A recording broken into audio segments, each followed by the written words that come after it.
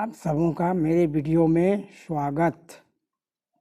आज का चिंतन वाक्य, जब तक जीना है तब तक सीखना है, क्योंकि अनुभव ही सर्वश्रेष्ठ शिक्षक है।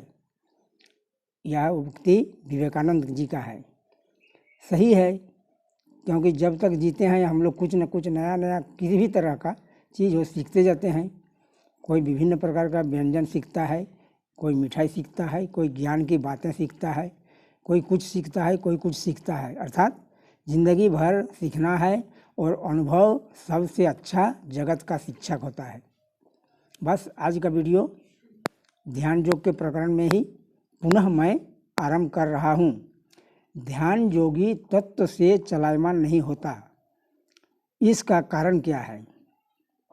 तत्व से ध्यान योगी चलायमान नहीं होता है, क्योंकि इसका कारण है मनुष्य को जो सुख प्राप्त है उससे अधिक सुख यदि दिखता है तो लोग उस सुख के लिए विचलित होता है। अब मान लीजिए कोई 1 घंटे का 100 रुपया कमाता है और यदि उसे कहीं अन्य जगह उतने ही समय में अर्थात 1 घंटे में ही 1000 रुपये मिले तो स्वाभाविक वह वहाँ चला जाएगा। यहाँ पर लोभ सबसे बड़ा कारण होता है, इसी से वह विचलित हो जाता है। अब देखिए, यदि 1000 रुपया से यदि कहीं पर उसको 1500 रुपया मिले तो भी वह विचलित होगा और उससे वहाँ चला जाएगा।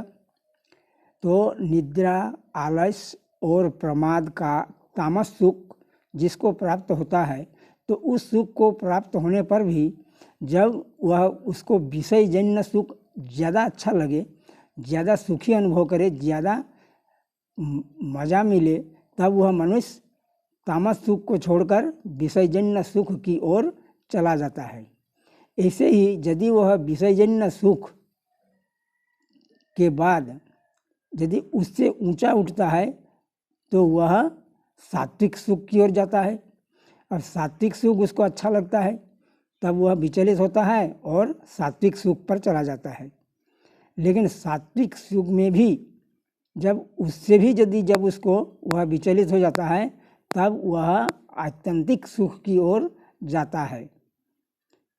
सात्विक सुख से ऊंचा उठने पर आत्यंतिक सुख के लिए विचलित होता है, और जब आत्यंतिक सुख के लिए विचलित हो जाएगा और वह उस आत्यंतिक सुख को प्राप्त कर लेगा तो फिर वह और विचलित नहीं होगा, क्योंकि उस सुख के बाद और कोई सुख नहीं है। वही सबसे बड़ा सुख है। उस सुख को प्राप्त करने के बाद मनुष्य को और किसी सुख की ओर नहीं जाएगा, अर्थात वह विचलित हो ही नहीं सकता है। तो यह साधारण मनुष्य की बात कर रहे हैं, फिर ध्यान योगी कैसे विचलित होगा? ध्यान योगी तो विचलित हो ही नहीं सकता है। अब देखिए, विचलित होने का दूसरा कारण भी होता है। दूसरा कारण है कि लाभ तो अधिक होता हो पर साथ में यदि महान दुख हो तो मनुष्य उस लाभ से विचलित हो जाता है। जैसे किसी को यदि 1000 रुपया 1 घंटा का मिले और उसमें उसका प्राण का भय रहे, प्राणों का खतरा हो, तो मनुष्य 1000 रुपया से विचलित हो जाता है। इस प्रकार मनुष्य किसी स्थिति में स्थित रहता है और वहाँ भयंकर आफत आ जाती है तो मनुष्य उस स्थिति से विचलित हो जाता है। परंतु भगवान कहते हैं कि आत्यंतिक सुख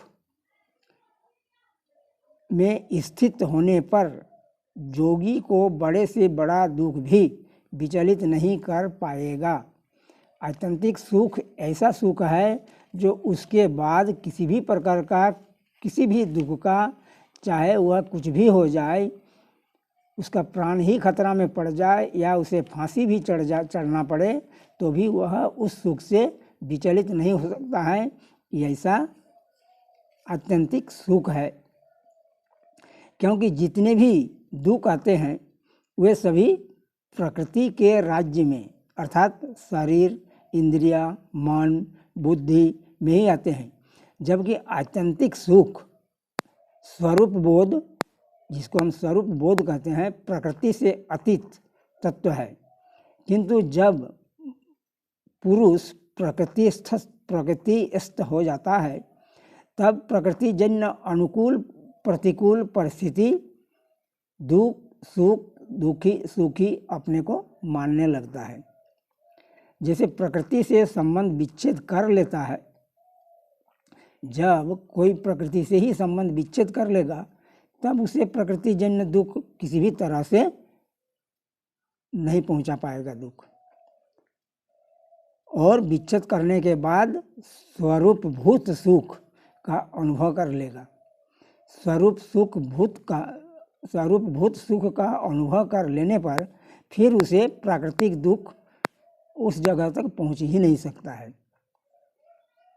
यदि किसी के मन बुद्धि में या अनुभव में प्रकृतिस्थ होकर आत्यंतिक सुख को प्राप्त कर लिया तो उस स्थान पर सांसारिक दुख यानी प्रकृति का दुख नहीं पहुंच पाता है। इसके लिए भगवान प्रेरणा भी देते हैं कि जिसके साथ हमारा संबंध नहीं है, ऐसे सुख दुख रूप संसार के साथ संबंध मान लिया, यही दुख संजोग है। वास्तव में शरीर परिवर्तनशील है।